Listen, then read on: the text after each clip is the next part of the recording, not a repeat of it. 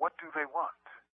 With few exceptions, major corporate outlets, networks, national newspapers, and the like have treated the month-long protests such as Occupy Wall Street as something like a UFO, odd, alien, and inscrutable.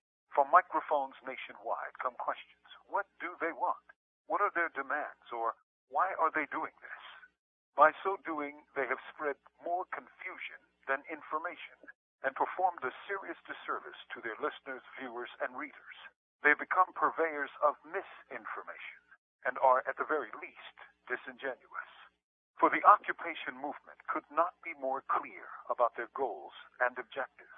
Indeed, within days of the demonstration, they published a 4-page full-color newspaper called the Occupied Wall Street Journal, with a statement on page 3 announcing exactly what brought them together and why. It's titled Declaration of the Occupation, which in language and tone rings with similarities to the Declaration of Independence. It speaks of solidarity with others and seeks an end to the mass injustice being faced by millions of Americans and others who, quote, feel wronged by the corporate forces of the world, unquote.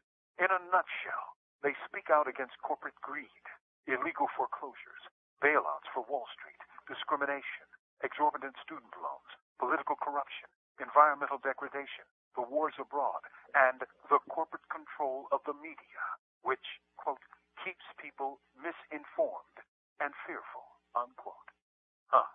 There it is. It ain't rocket science. It couldn't be clearer. It's given away freely. If media couldn't take the time to travel downtown to pick up a copy, they could see it on their computer at OccupyWallStreet.org. Seriously. Now, I don't have computer access. It's not only not allowed on death row, it isn't in Pennsylvania prisons, period. Yet a fellow mailed me a copy of the Occupied Wall Street Journal, and I read it. Why couldn't reporters for major media outlets report this? Unless they wanted to keep people misinformed. From death row, this is Mumia Abu-Jamal. These commentaries are recorded by Noel Hanrahan of Prison Radio.